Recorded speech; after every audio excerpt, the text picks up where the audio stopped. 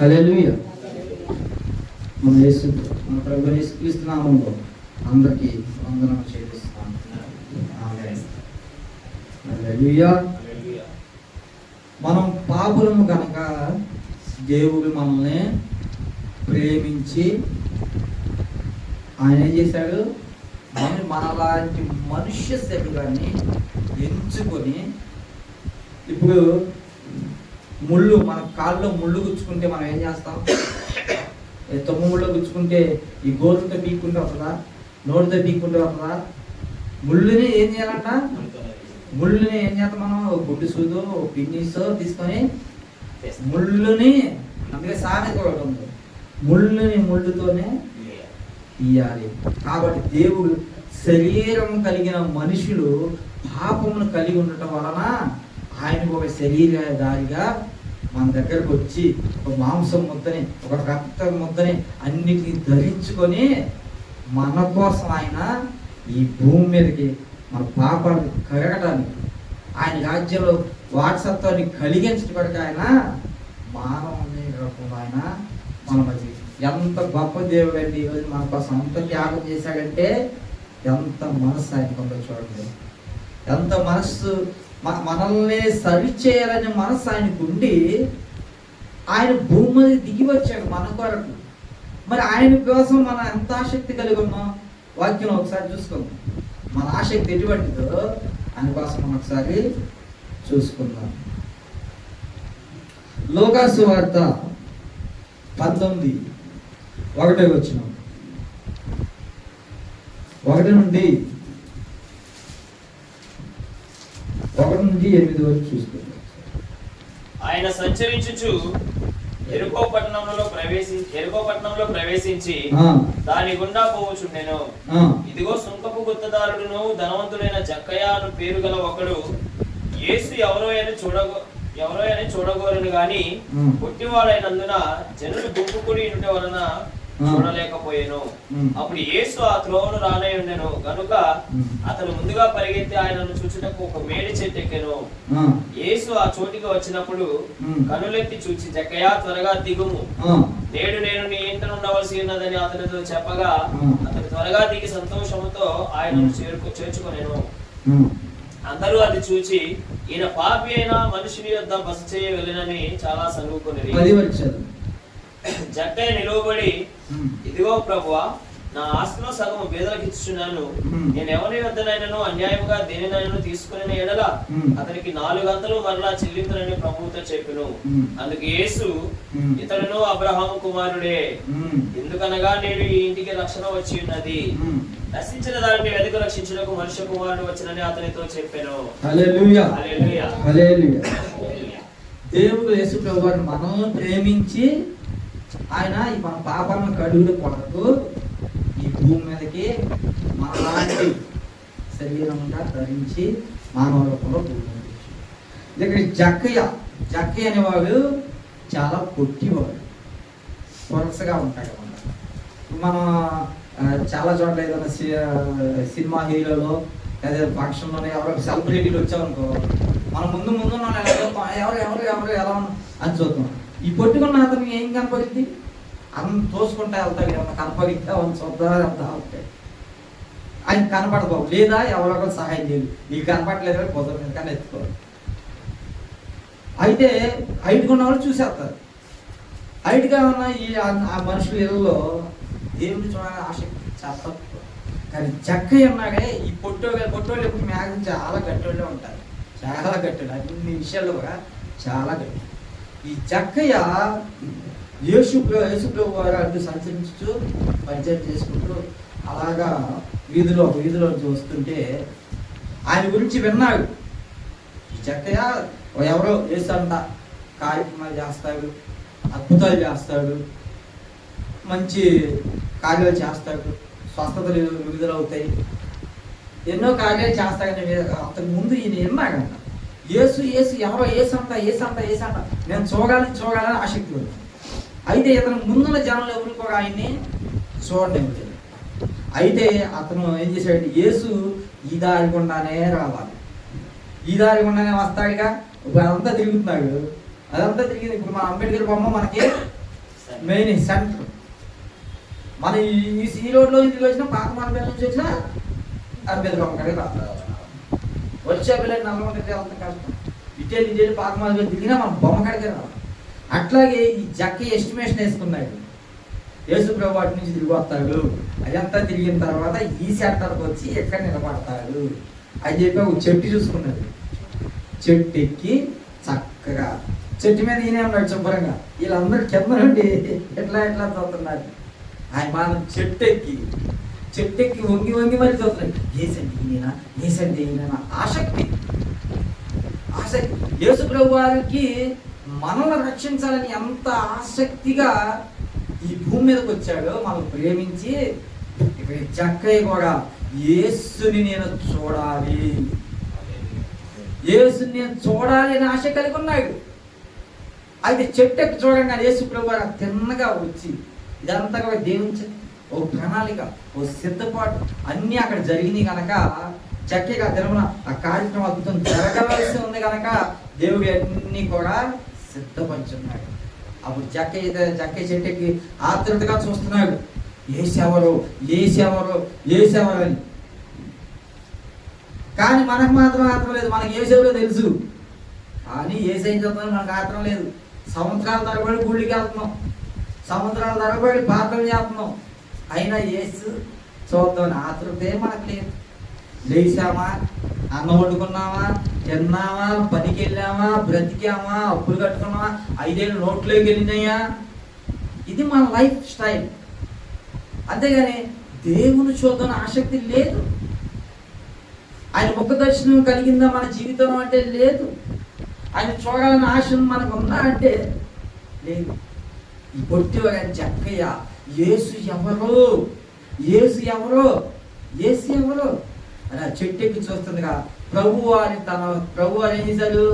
జక్కయ్య మనసులో ఉన్న మాటనే తెలుసుకున్నాడు. ఆ మాటని ఎరిగి ఆ తిన్నగా రాగానే అన్నాడు, జక్కయ్య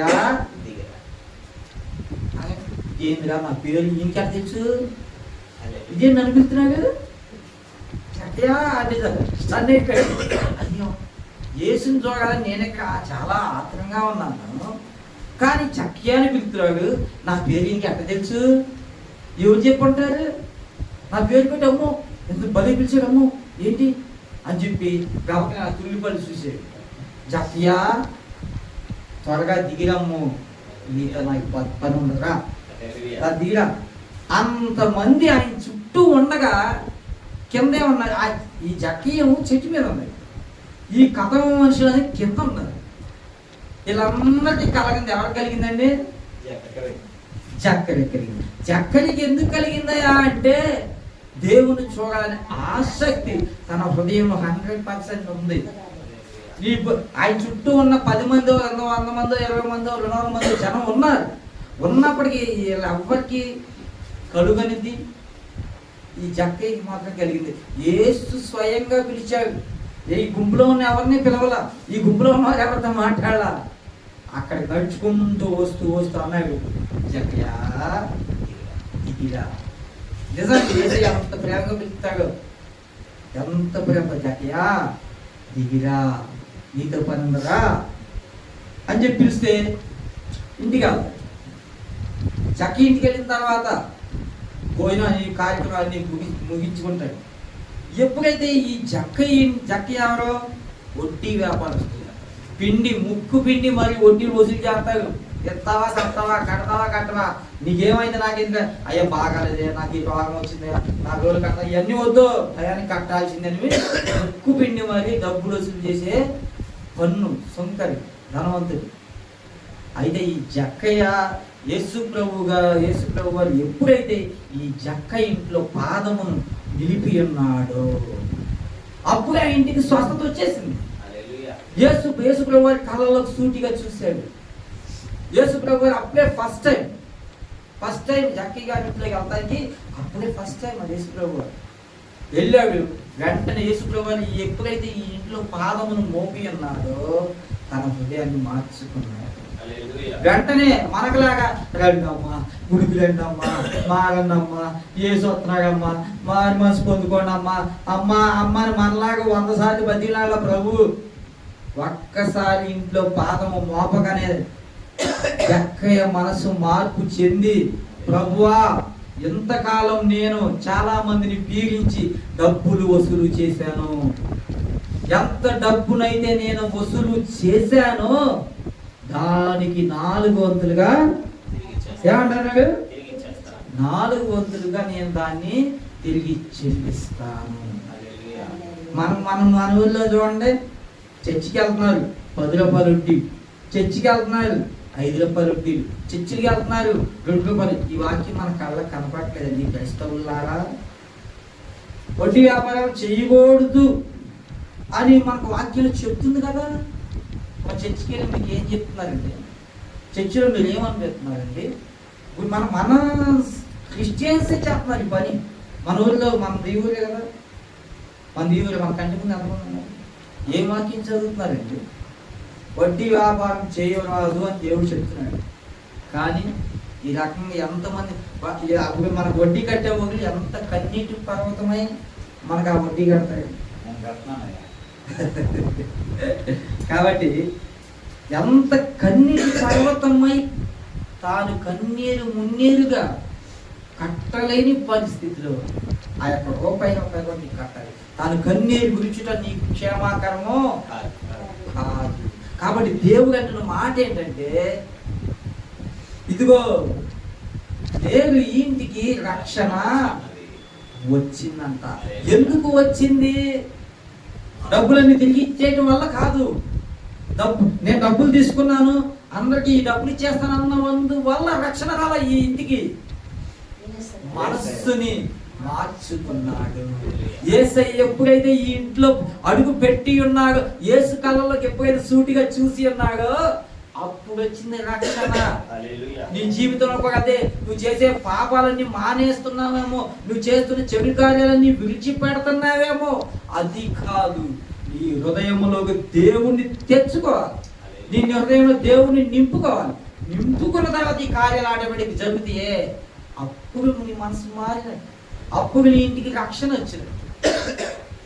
అది ఎప్పుడైతే యేసు ప్రభువు ఈ ఇంట్లో పాదం మోపి ఉన్నాడో జక్కకి ఏం కలిగిందండి? మారు మనసు కలిగింది. దేవుడు అంటున్నాడు, ఈయన కూడా అబ్రహాం కుమారుడే, ఈయన ఇంటికి రక్షణ వచ్చేసింది అన్నాడు. ఈ దినం మనం ఎంత పాపంలో కూడినాం. క్రైస్తవం బైబిల్ ఏనాగల చదివితే అర్థం అవుతుంది.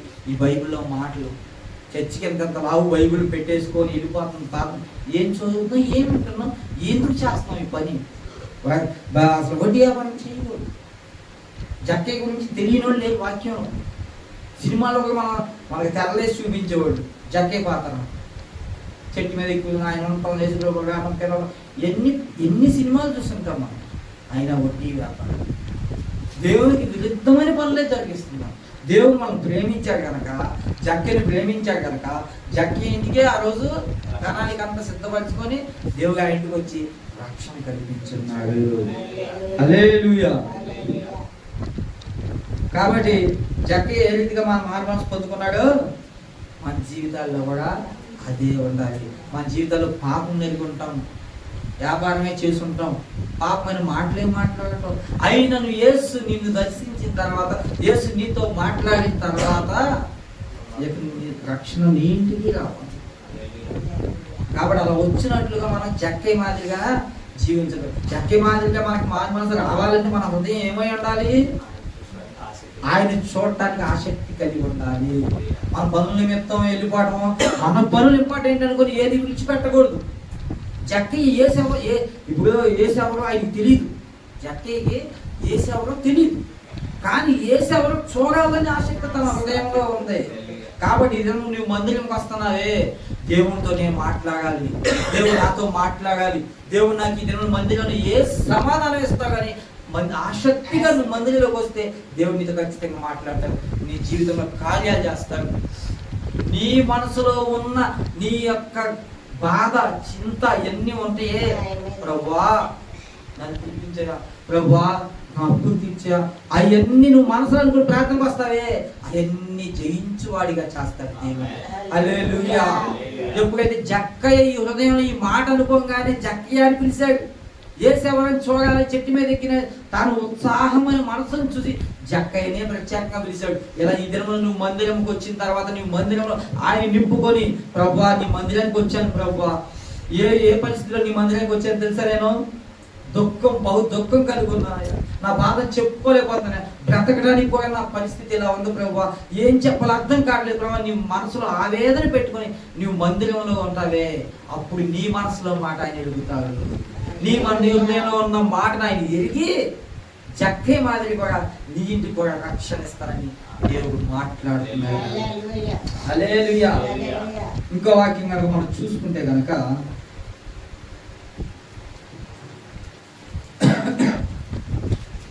ఒక చిన్న మాట సేవకులు చెప్పిన ఒక మాట మీకు చెప్తాను. ఒక దేవుడు మనల్ని ప్రేమించి పాపంలో ఉన్న మనల్ని విడిపిస్తాడు. ప్రేమించి విడిపిస్తాడు. ఈ పాపంలో ఉన్న మనం ప్రేమించి విడిపించి ఆయన రాజ్యానికి అభివృద్ధి చేయడానికి ఆయన చాలా ఆత్రంగా చాలా ఇదిగా కూడా ఆయన కూడుతాడు. లోకం ఎలా ఉంటుందో ఇప్పుడు చిన్న ఎగ్జాంపుల్గా మనం చెప్తాం. ఒక దినంలో ఒక సేవకుడు చెప్పి ఉన్న మాట అవి, ఒక పెద్ద తాడి చెట్టు, పెద్దగా తాడి చెట్టు పెద్దగా ఉంటుంది, ఎప్పుడు చాలా. అయితే ఒక రోజున పెద్ద గాలి, బీభత్సమైన గాలి వస్తుంది అంట. బీభత్సమైన గాలి వస్తుంటే మళ్ళీ కింద ఆ గాలి ఈ గాలి కొట్టుకొని వెళ్ళి తాడి చెట్టు మొదలు ఉంటుంది కదా, మొదల మూవ, అక్కడ వెళ్ళి ఇరుక్కుందంట. ఈ గింజ గాలి కొట్టుకొని పాట్మని కొడగా టక్కుమని వెళ్ళి ఆ మర్రి చెట్టు దగ్గర మొదల్లో మూల ఇరుక్కుపోయింది. జాగ్రత్తగానండి, ఎందుకంటే మన మీద జరుగుతున్న కార్యక్రమాలు ఇవన్నీ. అయితే ఈ గింజ ఇరుక్కుపోయిందంట. తాడి చెట్టు అంటుందంట, ఏయ్ ఏంద్రా వచ్చావు, నా దగ్గరికి వచ్చావేంటి, నా దగ్గర ఉన్నావేంటిరా నువ్వు అంటే, అన్న అంత ఎత్తున్నావన్నా, నేనెంతనా పొట్ట గింజనన్నా నీ కింద నేను ఏ పాటనన్నా, నువ్వు చూడు ఎంత ఎత్తున్నావు, నేను ఎంతన్నా నీ ముందన్నా, ఇవి ఒక్కరోజు వెళ్ళిపోతానన్నా అందంట. అదే ఏ వంటకి లేదంటే అన్నా నువ్వు చాలా ఇటు ఉన్నాను, ఈ గుడ్డికి ఎంతనేనా, నేనేమన్నానా అని అంటాడు. అయితే సరే ఇది బాగా పొగిడేస్తాం, తాడి చెట్టు బాగా పొగిడితే మనం ఏం చేస్తాం, మనం కూడా కడుపుపోతాం అంటాం. అట్లాగే ఈ తాడి చెట్టు కూడా సరే ఉండవు, రేపు వెళ్ళిపోవాలి, ఎవరుండి రేపు వెళ్ళిపో అన్నాడు. తెల్లారిన తర్వాత ఇంకా ఏంటా వెళ్ళవేంటి అంటే, అన్న ఇంకొక రోజు ఉంటాను, నాకు ప్రస్తుతానికి గాలి వాన తగ్గలేదు, మరి నేను ఎటో గట్టి వెళ్ళాలంటే కొద్దిగా ఏదో ఒక జీవం చూసుకొని వెళ్ళాలిగా పక్కకి, వెళ్ళేదా కొద్ది టైమీ అన్న అయ్యి అంటాడు. రేపు వెళ్ళిపోతాను అంటే, రేపు వెళ్ళిపోతానగానే పొగిడేస్తాడు. అన్న నీ ఇది అన్న ఏమన్నా, నేను ఎన్ని రోజులు ఉంటే ఏమన్నా, నువ్వు అంత ఇటు ఉండవన్నా, నేను నీ ముందు నేను అంత అన్నా శరీరం గెంతనా అన్నా, నేనేం చేయగలనన్నా, కొద్దిగా నీడలి అన్నా అని చెప్పి పాతిపోతాడు. 3వ రోజుకి ఏమవుతాడు తెలుసా, మొలకొచ్చాడు, చిన్న మొలకొచ్చేసి, ఏంటా నేను వెళ్ళమంటే ఉండవు, ఇంకా మొలకొచ్చావేంటి, నేను వెళ్ళిపోమని చెప్పాను కదా ఇంకా ఉన్నాడు. అన్న నీ ముందు నేను ఎంత అన్నా, నువ్వేమో అంత ఎత్తుండవు అన్నా, నేనే ఏదన్నా చిన్న గింజ అన్నా, ఏదో ఈరోజు మొలకొచ్చావన్నా, ఏమన్నా అయ్యి అన్నాడు. అయితే ఒకరోజు ఆ ఊళ్ళో అటుకుండా వెళ్ళే పెద్దవాళ్ళు ఉంటారు కదా, ఆ ఊళ్ళో రోజు చూస్తారు ఈ తాడి చెట్టుని. కొద్ది రోజు తినను తర్వాత ఆ చెట్టుని చూస్తానంట, ఆగి అని ఒక తాడి చెట్టు ఉందా లేదురా అన్నాడంట. ఇద్దరంతా నిలబడి ఎక్కువ తాడి చెట్టు ఉన్నది ఏమైంది అన్నాడు. ఏమైంది తాడి చెట్టు అండి, ఈ మర్రి చెట్టు, ఆ తాడి చెట్టుని చక్కగా అల్లేసి పెద్ద చెట్టు అయిపోయి మర్రి ఓగలు పట్టుకొని ఉయ్యాలు అంత బలంగా తయారు. బలంగా ఇప్పుడు మర్రి చెట్టు ఎంత బాగా వచ్చింది, చాలా స్థలాన్ని ఆక్రమిస్తుంది. తాడి చెట్టు ఇలాగే స్ట్రైట్గా వెళ్తా ఉంటుంది, మర్రి చెట్టు చాలా స్థలాన్ని ఆక్యుపై చేస్తుంది. దేనికి ఇప్పుడు బలం ఎక్కువ వచ్చింది, మర్రి చెట్టుకే బలం ఎక్కువ వచ్చింది. తాడి చెట్టు అంటే దేవుని చిత్తంలో మనం స్టడీగా వెళ్తాము. ఈ మర్రి చెట్టు అంటారు చూసావా, ఇది లోకం. మన చిన్నగా స్టార్ట్ అవుతుంది పాపం. మన పాపం కొంచెం అనుకుంటే ఓడలు వచ్చేంతగా మన పాపం తయారవుతుంది. ఓడలు పెద్ద పెద్ద ఓడలు, మనం ఉయ్యాలు కూడా ఉంటాం. ఆ ఓడలతో మన బొరుగు ఎంత మాత్రం ఉయ్యాలు ఉయ్యా అంటే మన పాపం ఎంత మాత్రం చూస్తుంది. దేవుణ్ణి కలిగిన ఈ తాడి చెట్టు చక్కగా నిలువుగా వెళ్ళింది. కానీ ఇప్పుడు ఈ దినం లోకంలో ఎక్కువ ఏది కనపడుతుంది? దైవికమా పాపమా? పాపమే ఎక్కువ కనపడుతుంది. నీ యొక్క భక్తిని రోజు మొత్తంలో నువ్వు పెంచుకునే సమయం ఎంత తెలుసా? 10 నిమిషాలు. నీ పాపాన్ని రోజు మొత్తంలో పెంచుకునే సమయం ఎంత తెలుసా? 24 గంటలకు కనీసం 23 గంటలు చేస్తావు పాపం. అది ఆ రకంగా ఆ మర్రి చెట్టు ప్రభావితం చేసినట్టుగా ఈ రోజున అపవాది గారు ఈ లోకాన్ని వెళ్తున్నాడు. చక్కగా దేవుని చిత్తంలో నడుచుకుంటూ వెళ్తున్న మనల్ని ఈ యొక్క మర్రి కింద వచ్చి ఏమంటది? కొంచెం మన దగ్గర చోటు చేసుకుంటుంది. చోటు చేసుకున్న తర్వాత నువ్వు కానీ మనల్ని అంటది. ఫస్ట్ ఏమో అన్న ఇంత గింజ నేను ఏం చేయగలన్నా, నువ్వే పెద్ద ఇదిగా ఇవ్వన్నా మనగా ఇవ్వనంగానే ఉగ్గిపోయింది తాడి చెట్టు. ఇప్పుడేమో మరి తాడి చెట్టు చూసామా? తాడి చెట్టు 2 అల్లుకుపోతాయి. చాలా చోట్ల చూసాం. తాడి చెట్టుకున్న బలాన్ని మొత్తం కూడా లాగేసింది, గట్టిగా అదివేద్దట. ఇప్పుడు తాడి చెట్టునే నరకాలి, చెట్టుని నరకలేదు, చాలా పెద్ద చెట్టు. కాబట్టి ఈ మర్రి చెట్టు కూరలు ఎలాగ పాపాన్ని కొంచెమే అని పెంచుకుంటూ వస్తున్నాయో మన జీవితాల్లో కూడా అలాగే పెంచుకుంటే రేపు వెళ్దాం మందిరంకి. ఇవి ఒక్కరోజు పాపం ఉందాకమ్మా, ఇవి ఒక్కరోజులే పాపం చేశారు, ఇవి ఒక్కరోజులే పరంగా పాపం చేశారు, ఇవి ఒక్కరోజు ఏదో చేశారు, ఇవి ఒక్కరోజు అలా తిట్టారు, ఇవి ఒక్కరోజు ఇలా చేశారు. రోజు పాపాన్ని పెంచుకుంటున్నావు. మర్రి చెట్టు ఓడవాలి పెంచుతున్నావు తప్ప ఎక్కడ కట్ చేసుకుంటా. కట్ చేయాలంటే దేవుని సహవాసం ఉండాలి, దేవుని మందిరంలో ఉండాలి, దేవుని వాక్యం నీ హృదయంలో ఉండాలి, దేవుని నీ హృదయంలో నింపుకోవాలి. ఎవరైనా ఒక అబ్బాయి ఒక అమ్మాయిని ప్రేమించాడు అనుకోండి, అమ్మ నాన్న కూడా ఉండరు ఆయన హృదయంలో. ఆ అమ్మాయి నిండిపోద్ది. నిన్నగాక మొన్న వచ్చిన అమ్మాయి నువ్వే నా ప్యానం అంటున్నాడు. తల్లిదండ్రులు లెక్క చేయడు, అన్నదమ్ములు లెక్క చేయడు, మా అమ్మ తాతలు లెక్క చేయడు, ఎవరిని లెక్క చేయడు. ఆ అమ్మాయి ఒక్కటే వాడి కళ్ళకి కనపడింది. ఎందుకంటే హృదయం ఖాళీ లేదు వాడికి.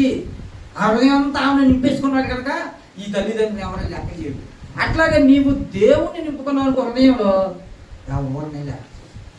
ఆ ప్రేమ ఎందుకు పనికొస్తుంది? లోకం వైపు పరుగులు పెట్టడానికి పనికొస్తుంది. ఈ ప్రేమ ఎందుకు పనికొస్తుంది? పరలోక రాజ్యమునకు అర్హులుగా ఉండటానికి పనికొస్తుంది. ఈ భూమి మీద ఉన్నప్పుడు నువ్వు 70 సంవత్సరాలు 80 సంవత్సరాలు 100 సంవత్సరాలు బ్రతికిన తర్వాత ఏదో రోజు కన్ను మూసి చచ్చిపోతావు. అప్పుడు నీ శరీరం వ్యర్థం అవుతుంది. అదే ఇక్కడ దేవుణ్ణి నింపుకుంటే నీ ఆత్మ జీవితాంతం బ్రతికే ఉంటుంది. ఏదో 100 సంవత్సరం మంచిగా బాగా పుష్టిగా బలిసి బాగా జీవిపప్పులు బాగా పిక్కలు తిని బాగా ఉన్న జీవించిన వాళ్ళు అయితే మహా ఇదే 100 సంవత్సరాలు బ్రతుకుతావు. 101 సంవత్సరం చావాల్సిందే కదా. కానీ ఆత్మలో నీవు బ్రతుకుంటే చావు అనేదే లేదు. లైఫ్ లాంగ్ నీకు చావు అనేదే లేదు, మరణం అనేది లేదు. శరీరంలో చచ్చిపోవడం లేదా, ఆత్మలో తిరిగి ఉండటం లేదా. కాబట్టి ఆత్మ బలమైనది. ఆత్మకు ఆహారం దేవుడు పెడతానంటున్నాడు. కాబట్టి ఎవరు ప్రేమించిన అమ్మాయిని అమ్మో నువ్వే నా ప్రాణం అని గుండెల్లో ఎంత కూడా ఖాళీ లేకుండా నింపుకున్నావో అది వ్యర్థమైపోతుంది. కానీ ఎప్పుడైతే దేవుడే నా హృదయం అంతా ఉన్నాడు ఆయన తప్ప ఎవరికి చోటు లేదనుకుంటావో నీ ఆత్మ బ్రతికుంటుంది. కాబట్టి నేను కూడా ఒకప్పుడు అలాగే మనుషుల్ని ప్రేమించి మనుషుల్నే నింపుకునేవాడు హృదయం అంతా కూడా. కానీ ఎప్పుడైతే దేవుణ్ణి తెలుసుకున్నానో నాకే మానవునితో పని లేదు. దేవుడు అక్కడే చోటు అక్కలకే, నా హృదయంలో చోటు అక్కలకే, అది నా యేసయ్యకే. హృదయం అంతా ఆయనే ఉన్నాడు, ఆయనే కావాలి, ఆయన తప్ప అక్కడ నాకు వద్దు. అలాగా హృదయం నింపుకోవాలి దేవుడు. జక్కయ్య మనసంతా యేసుప్రభువు వారి మీద ఉంది కనుక యేసయ్య జక్కయ్య పిలవకుండా యేసయ్య ఇంటికి వచ్చాడు. అట్లాగే నీ హృదయంలో యేసు ఉంటే నీ ఇంటికి వస్తాయి. నీ ఇంటిని దర్శిస్తాడు, నీ ఇంటిని ఆశీర్వదిస్తాడు, నీ కుటుంబంలో సమస్యలు తీస్తాడు, నీ మనసులో ఉన్న కళను తీసివేస్తాడు. జక్కయ్య కుటుంబంలో చేసినవి నీ ఇంట్లో చేయలేకండి, చేస్తాడు. కాబట్టి జక్కయ్య మనసులో ఉన్న మాట తెలుసుకొని దేవుడు జక్కయ్య ఇంటికి వచ్చాడు, మారి మనసు పొందుకున్నాడు. ఈ దినమున నీ మనసులో ఉన్న మాటను కూడా యేసు ప్రభు వారు తెలుసుకుంటే నీ ఇంటికి వస్తాడు. మన మనసులో ఉన్న ఆలోచనలన్నీ లోకం వైపు కాదు, దేవుని వైపు ఉండాలి. దేవుని ప్రేమ ప్రేమించాడు కనుక ఆయన మనం కట్టడానికి దేవుని ఇంకో వాక్యం మనం చూసుకుంటే కనుక యోహాను 4వ అధ్యాయం 7వ వచనం చూసుకుంటే, హల్లెలూయా. సమరయ స్త్రీ ఒకటి నీళ్లు చేదుకొనుటకు అక్కడికి రాగా యేసు నాకు దాహమున ఇమ్మని ఆమెను అడుగను. ఆయన శిష్యులు ఆహారం కొనుటకు ఊరిలోనికి వెళ్ళి ఉండిరి. ఆ సమరయ స్త్రీ, యూదుడవైన నీవు సమరయ స్త్రీనైన నన్ను దాహమునకిమ్మని ఎలాగ అడుగుచున్నావని ఆయనతో చెప్పాను. ఎలయనగా యూదులు సమరయులతో సాంగత్యం చేయరు. అందుకు యేసు, నీవు దేవుని వరమును నాకు దాహమునకిమ్మని నిన్ను అడుగుచున్నవాడెవడో నీవు ఎరిగి ఉంటే నీవు ఆయనను అడుగుదువు, ఆయన నీకు జీవజలం ఇచ్చునని ఆమెతో చెప్పాను. హల్లెలూయా, హల్లెలూయా. దేవుడు ప్రేమామయుడు. అక్కడ 8వ వచనం ఒకసారి చూసుకుంటే కనుక 8వ వచనం చూడండి ఒకసారి. ఆయన శిష్యులు ఆహారం కొనుటకు ఊరిలోనికి వెళ్ళారంట. ఆయన శిష్యులు, యేసయ్య శిష్యులు. అయితే యేసు ప్రభు వారు ఒక ఆత్మను పట్టాలి, ఒక ఆత్మకు సువార్త చెప్పాలి, ఆత్మను బలపరచాలి. అయితే తప్పు చేసిన ఒక స్త్రీ, సమరయ స్త్రీ, యేసు ప్రభు అలా సమరయ గుండా ఊళ్ళో గుండా వెళ్తున్నాడు. అయితే ఈ తప్పు చేసిన ఒక వ్యభిచారం 5 భర్తలు కలిగిన ఒక సమరయ స్త్రీ ఉంటుంది. ఆ ఊళ్ళో ఉంటే అక్కడ బావి ఉంటుంది, ఒక బావి. ఆ బావిలో నీళ్లు తోడుకోవాలి. అందరూ మీరు నేను అందరం ఒకే టైంకి వెళ్ళి అందరం తోడుకోవచ్చు, ఒకేసారి తోడుకోవచ్చు. వంతులు వేసుకున్న అంతకుముందు పంపులు పట్టుకున్నాము, ఇప్పుడు ఇంటికో పంపు ఉంది, ఇప్పుడు తలుపులే బాధలేదు, బిల్లులు లేదు. కానీ అట్లాగా మనందరం మంచోళం కాబట్టి ఆ బావి దగ్గరికి వెళ్ళి నీళ్లు పట్టేసుకోవచ్చు. ఇక్కడ ఈ వ్యభిచారం చేసి 5 భర్తలను కలిగి ఉన్న ఈ యొక్క సమరయ స్త్రీ పాపం చేసి ఉన్నవాడు కనుక ఆమెకు టైం పెట్టింది ఊరు పెద్దలు. ఎన్ని గంటలకే? మధ్యాహ్నం, మధ్యాహ్నం. మెట్టమంటే మనం ఏం చేస్తాం? హాయిగా ఇంట్లో ఉంటాం, పనులు లేదో భోజనం టైంకి వచ్చి అది చెప్తాం. మ్యారేజ్ మిట్ట మధ్యాహ్నం ఊరు ఆ గంటకి రారు. ఆ సమయానికి కేటాయించి ఆమెకు నీళ్ళు తోడుకుంటారు. యేసు ప్రభు వారికి తెలుసు ఈవిడ 5 భర్తలు కలిగి ఉంది, పాపంలో పడి ఉంది. అది యేసు ప్రభు వారు కనుగొని నేను సువార్త ఈమెకి చెప్పాలి అనే ఉద్దేశంతో ఆయన బయలుదేరి ఈ ఊరికి వస్తాం. ఒక్క ఆత్మ కోసం ఆయన. మనకంటే ఇప్పుడు ఎక్కడ నిలబడి కారు తీసుకుంటాం, బస్సు ఎక్కేస్తాం, ట్రైన్ ఎక్కేస్తాం, ఫ్లైట్ ఎక్కేస్తాం, మైళ్ళు కిలోమీటర్ నడిచి వచ్చే ఈవి కోసం ఈ యొక్క ఆత్మ. ఆవి పాపాత్మురాలే, 5 భర్తలు కలిగి ఉన్నావులే, అయినా కూడా ఆ పాపమును క్షమించట కొరకే ఎన్నో మైళ్ళు కిలోమీటర్లు నడిచి వచ్చాడు. ఆమెను అడుగుతున్నాడు. అక్కడ ఏమని అడుగుతున్నాడు? అమ్మా, నా దాహమునకు నీరు ఇవ్వు అంటుందా? అయ్యో, మీరు నన్ను ఎలా అడుగుతున్నారు? నేను ఇలాగా ఊళ్ళో కొన్ని నాకు నిబంధనలు ఉన్నాయి, కొన్ని ఆంక్షలు ఉన్నాయి, నేను నీళ్ళు మీకు ఇవ్వకూడదండి బాబు. ఇచ్చారంటే మిమ్మల్ని కొడతారు, నన్ను కొడతారు, కొన్ని ఆంక్షలు ఉన్నాయి, ఈ పని నేను నీళ్ళు ఇవ్వకూడదు చెప్తాడు. నేనెవరో నీకు తెలియదు, నేను ఇచ్చే నీళ్ళు నువ్వు తాగితే దప్పిక అన్నమాట. ఆయన ఇచ్చే నీళ్ళు అంటే లోతు నీళ్ళు అంటే ఆ బాయిలో నీళ్ళు కాదు, ఆయన వాక్యము. నేనిచ్చి జలమును నీవు తాగితే నీకెన్నటికి ఆహారం దప్పిగా కొనవు అని అంటున్నాడు.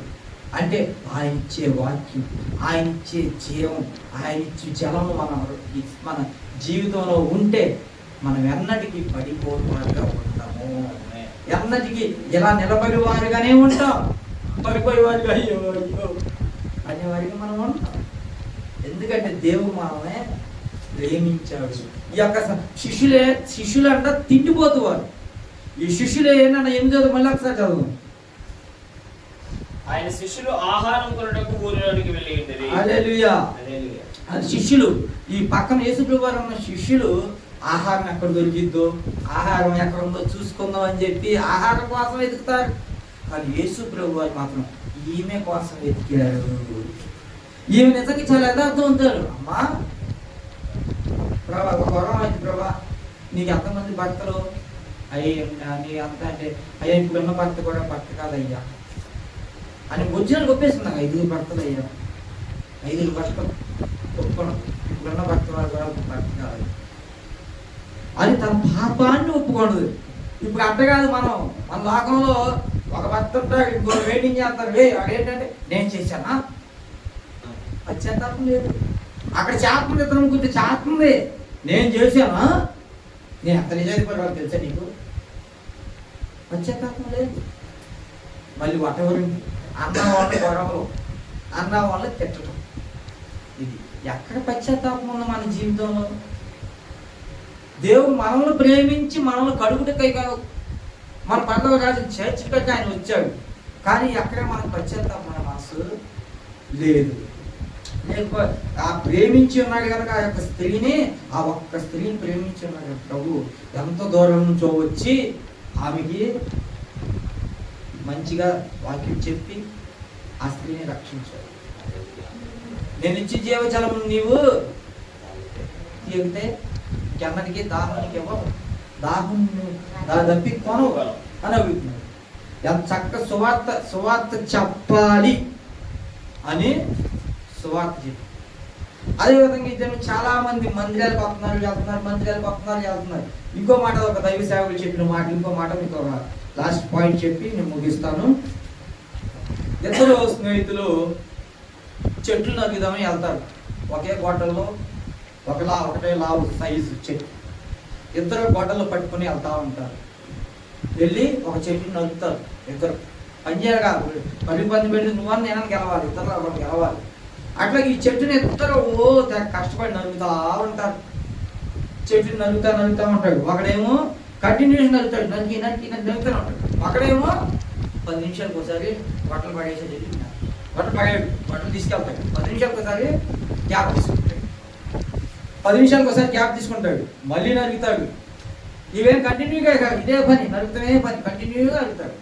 ఇంకోటేమో 10 నిమిషాలకు ఒకసారి వెళ్ళి పక్కకి వస్తాడు, మళ్ళీ 10 నిమిషాలు పక్కకి వస్తాయి. ఈ కంటిన్యూగా నరిగేవాడంటే వాడా ఎట్టి సామైపోతాడు, పని చేయలేను. 10 నిమిషాలకు ఒకసారి గ్యాప్ తీసుకుంటున్నాడు, 10 నిమిషాలకు ఒకసారి అలసిపోతున్నాడు. నేను కంటిన్యూస్గా పని చేసేవాడిని, అలసిపోనోడిని చూడు నేను ఎట్ట పడుతున్నాను అని కంటిన్యూస్ పడుతానే ఉంటాయి. కంటిన్యూ ఈ 10 నిమిషాలకి వెళ్ళిన ఎవరి చెట్టు ముందైంది, అప్పుడు మధ్యలో వెళ్తున్నాడే వాడి చెట్టు ముందు నరగబడింది. మధ్య 10 నిమిషాలు గ్యాప్ ఇస్తున్నాడు చూసారా, ఈ చెట్టు ఈ కొమ్మ ముందు నరికేశాడు. ఈ చెట్టు ఇంకా మళ్ళా ఎలా ఇంకా అవ్వలేదా అన్న ఈ ముందు నరికాడు. ఇక అంటే అమ్మ దొరికిపోయాను నాయన అనుకొని ఇంకా అవ్వలేదు, కొంచెం టైం పట్టిద్ది అని. ఎందుకని ఈ 10 నిమిషాలు గ్యాప్ తీసుకున్నావు తొందరగా అయిందంటే తాను 10 కంటిన్యూగా మోటోలాగా నడుపుతానే ఉన్నాడు. ఇక 10 నిమిషాలకు ఒకసారి రాయి మీదకి రుద్దుకుంటా ఉంటాడు. కత్తిని రుద్ది ఇక పొద్దున అవుతా ఉంది. కాబట్టి ఎవరి ముందు గెలిచాడు, గ్యాప్ తీసుకున్నవాడే పట్టగలిగాడు. ఎందుకని కత్తిని ఉద్యోగం కనుక. మనం కూడా అంతే, పొద్దుగూలు గుడికి వెళ్తాం, పొద్దుగూలు వాక్యం ఉంటాం, మైకుల్లో వాక్యం ఉంటాం, గుడికి వెళ్తాం, ఏమంటుందో కంటిన్యూస్ భక్తి. ఈ మధ్యలో ఉంటారే వాళ్ళు ఏం చేయాలంటే తెలుసా, మధ్య పదును పెట్టాలా. అందుకని పదును పెట్టాలంటే గుడికి రావాలి, కోటాకి రావాలి, వాక్యం వినాలి, సేవకులు మనం తొమ్ముతా ఉంటారు, అప్పుడు నీకు పదును ఎక్కుతా. ఈ సేవకుని దేవుడు ఎందుకు నిర్మించాడంటే నిన్ను తొమ్ముతా ఉంటే పదునెక్కుతా ఉంటావు. నువ్వు పదునెక్క కొద్దిగా నీ ఆత్మ బలపడతా ఉంటుంది. నువ్వు బదులిక కొద్దిగా పరలోక రాజ్యానికి దేవునికి దగ్గరగా సన్నిహితంగా ఉండగలుగుతావు. కంటిన్యూస్ ఇదే భక్తి మనకి. గుడికి వెళ్తున్నాం, మనం భాష ధోరణి మారలేదు. గుడికి వెళ్తున్నాం, మన ప్రవర్తన మారలేదు. గుడికి వెళ్తున్నాం, గుడిలో ఏం చెప్తున్నారో తెలియదు. వాక్యం పొదుపులు అంటున్నాం, టీవీలో వాక్యాలు అంటున్నాం, టీవీలో అనేక మన ప్రసంగాలు చెప్తూనే అంటున్నాం, సేవకు చెప్తే అంటున్నాం, కూడలు పెడితే వెళ్ళిపోతున్నాం, భోజనం వెళ్ళిపోతున్నాం, అన్నీ అంటున్నాం. కానీ నీకు వాక్యం తెలిసేట్టు వాక్యం తెలియదు. ఏది వాక్యం? కంటిన్యూస్గా చెట్టు కొట్టాడు ఈ కుర్రాడు, అయిందా? మంచి మధ్యలో పదులు పెట్టుకొచ్చాడు చక్కగా. అట్లాగే మన జీవితంలో కూడా సేవకులు ప్రతి ఒక్కరికి పదులు పెట్టాలని చూస్తారు. 4 కాజులు అనగేసుకొని చేసేవాడు ఎవరు తెలుసా? అపవాదికి సంబంధించిన అది కంటిన్యూగా నాకు ఎత్తాలి, అది తెగదు. మనకే ఎప్పుడు పదులు పెట్టే సేవకులు ఉండాలా. వాళ్ళు ఉంటేనే మన జీవితంలో సరి అయిన మార్పు, సరి అయిన వెలుగు, సరి అయిన జీవితంలో గాడిలో పెడతారు. నువ్వు బురదలో చెప్పులు వేసుకెళ్ళలేవు, కానీ తాగోడి మీద చెప్పులతో నగగలవు. బురదలో చెప్పులు వేసుకెళ్తే బురదలో ఎత్తిపోయి కాళ్ళన్నా నొప్పులు వస్తాయి, చెప్పులు దిగిపోతాయి. కాబట్టి పాపంలో నీవు నగలవు. దేవునితో నగవాలంటే మనలోకి రాజ్యం చక్కగా నీకు తారు రోడ్డు లాగా చక్కగా వేస్తుంటే నీ చెప్పులు వేసుకుని నీ కాళ్ళు ఎక్కిపో. బురదలో అయితే ఎక్కిపోతుంది. కాబట్టి ఏంటంటే దేవుడు మనల్ని మనం ప్రేమించి ఆయన ఈ భూమి మీదకి వచ్చాడు. ఆయన్ని ప్రేమించి నువ్వు మందిరానికి వెళ్తున్నావా? వెళ్ళట్లా. ఆయన ప్రేమించిన మందిరానికి వెళ్ళట్లా. ఆయన ప్రేమించి నువ్వు మానసు పొందట్లా. ఆయన ప్రేమించి నీ మనస్సుకి నీ హృదయానికి శుద్ధి చేసుకుంటా. ఆయన నిన్ను ప్రేమించి అన్ని విడిచిపెట్టి వచ్చాడు. ఈరోజు నీ కొడుకు నీకు కోసం ప్రాణం త్యాగం చేస్తాగా, నీ భార్య నీ కోసం ప్రాణం త్యాగం చేస్తా, నీ చుట్టాలు నీ కోసం ప్రాణం త్యాగం చేస్తారా? కట్టుకున్న వాళ్ళకి ప్రాణం త్యాగం. కానీ యేసయ్య చేశాడు. యేసయ్య తన ప్రాణమును ఎంతగా అవమానం ఎంత ఉమ్మూసారండి మొహం మీద. యేసు ప్రభు గారు లోతైన మాట ఏం చెప్పారు తెలుసా? తాను యేసు ప్రభు అంటాడు, ఈ మందిరం పడగొట్టండి, నేను 3 దినములలో ఈ యొక్క మందిరాన్ని నిర్మిస్తాను అంటాడు.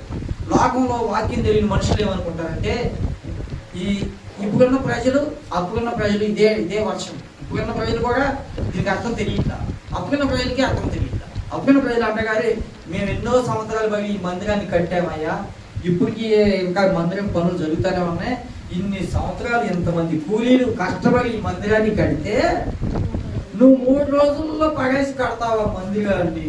కడతాడంటే ఈ పెద్ద మావుటిగాడు, ఈ పెద్ద మొనగాడు అని అగతాలు చేసి ఎంత శుద్ధ ఉమ్మూసాడు. మనకి ఒక బస్సులో వెళ్ళి ఒక తుంపరి తండ్రి అని బస్సు ఆపి అని కేకలాడు. ఆయన మొహం మీద ఎంత ఉమ్మూసాడు, శుద్ధ. మరి ఉమ్ము ఆడికి నోట్లో రాకపోయినా కాల్చుకొని మరి ఎంత శుద్ధ ఉమ్మూసాడు ఆయన మీద. అయినా తెలుసుకున్నాడు మన కోసం. ఎంత ప్రేమ లేకపోతే ఆ ప్రభు అంత ఎంత ప్రేమించకపోతే అవన్నీ ఓర్చుకున్నాయి. ఎంత ప్రేమించకపోతే ఆ కొరడా దెబ్బలు భరించాడు. ఎంతగానో ప్రాణం పెట్టి ఉన్నాడు. 3 దినంలో మందిరం కడతానంటే దాని అర్థం ఏంటంటే నన్ను పడగొడితే, నన్ను చంపితే 3వ దినం కట్టబడిందా మందిరం? ఇన్ని దినములు కూడా మందిరానికి వెళ్తా ఈ మొక్కలు ఎవరికి తెలియట్లా. అప్పుడు వాళ్ళకి తెలియలే మూర్ఖంగా, ఇప్పుడు మందిరానికి వెళ్తున్న జనములకు వారు మూర్ఖంగా వారికి తెలియట్లా. నన్ను పడగొడితే నేను 3వ దినమున చేస్తానన్నాడు. ఆయన్ని పగేశారు. 3వ దినమున లేచి ఉన్నాడు, సజీవుడై ఉన్నాడు.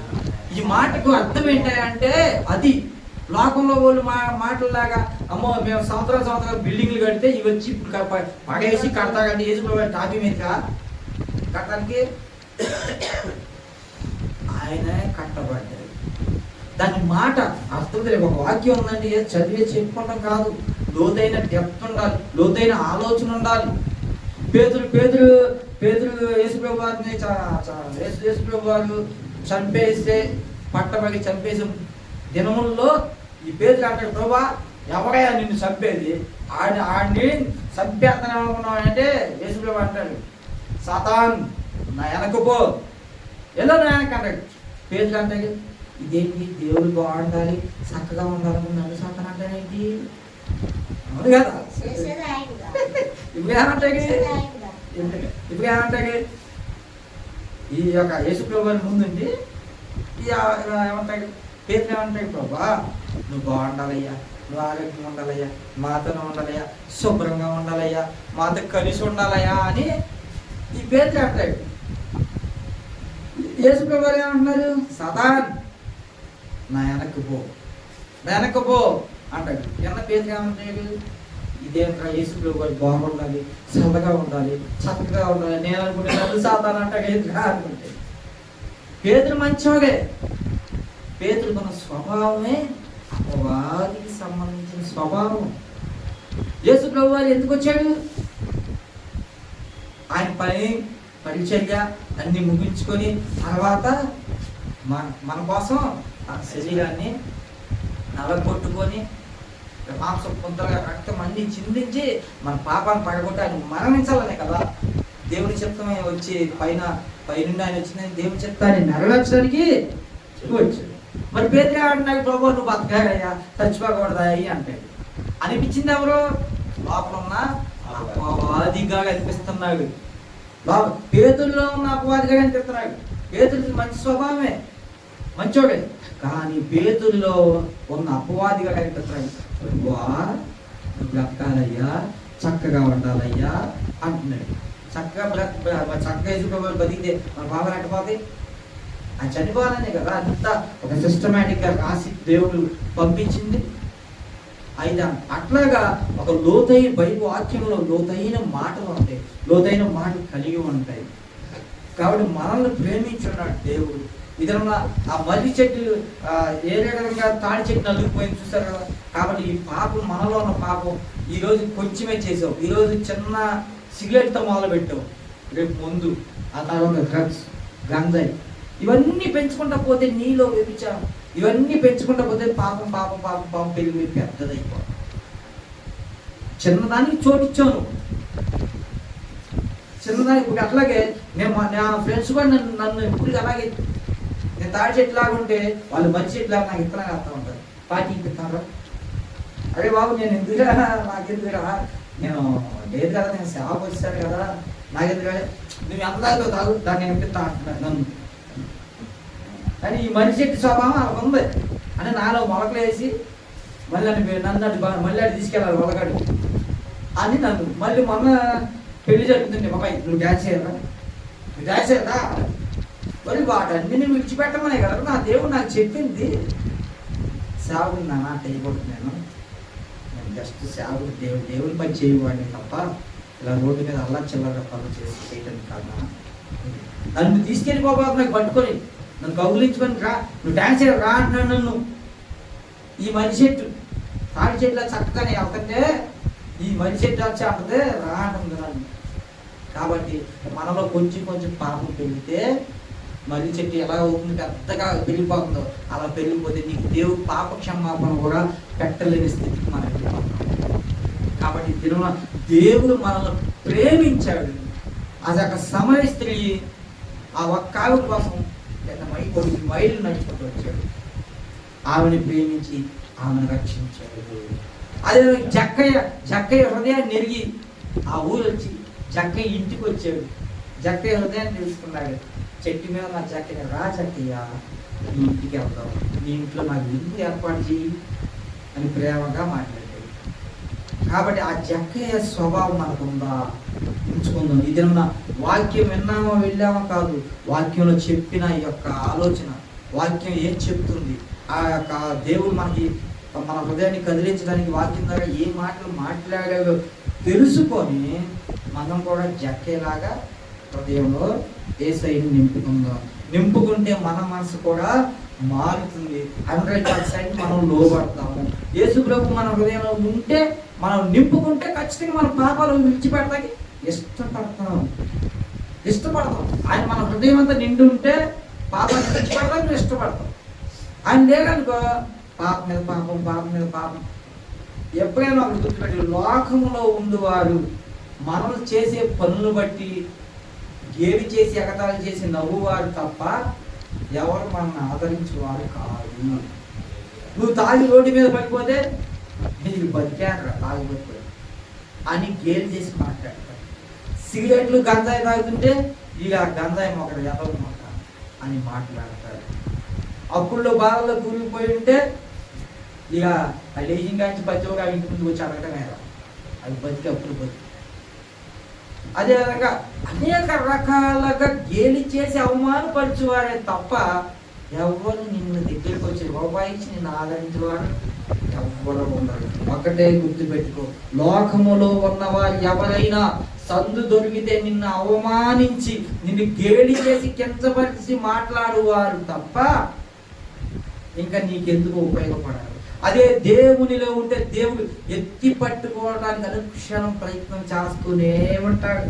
నీ అప్పులు తీర్చడానికి, నీ బాధలు తీర్చడానికి, నీ కన్నీరు తోడడానికి, నీ ఆత్మను కట్టడానికి, నీ పరలోకరాజు సిద్ధపరచడానికి అన్ని విధాల దేవుడు ఒక్కొక్క మెట్టు నిన్ను పైకి లేపడానికి ట్రై చేస్తాడు. అది దేవుని స్వభావం. లోక స్వభావం నువ్వు పేకాటలాడుకుంటే ఇష్టం, ముందు తాగితే ఇష్టం, రోడ్డు మీద పడిపోతే ఇష్టం, లేకపోతే బతికి ఇష్టం, పప్ప గుళ్ళు లేకుండా అలంచలగా గాలి గంజాయిలాగా ఇదాకి రోడ్డు మీద చివరిగా తిరిగి ఉంటే ప్రతి ఒక్క రోడ్డు మీద అంత నవ్వుతూ ఉంటే ఆ బతికి ఇష్టం. చక్కగా నువ్వు గుడికి బైబిల్ పడికి మందిరానికి వెళ్ళి పోయేంత బతికిపోయి లోకం ఎప్పుడు ఈ రకంగా దిగజార్చే మాటలే మాట్లాడదు. కానీ దేవుని వాకి ఎప్పుడు పైకి లేని విధంగానే మాట్లాడదు. అందుకే దేవుని చేతిలో మనం ఉంటే మన ఎత్తి పట్టుకుంటాడు.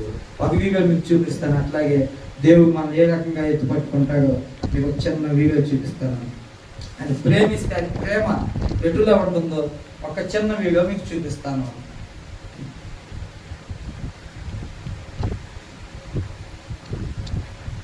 చూడండి, అది చూడండి ఎలా ఎత్తి పట్టుకుంటాడు.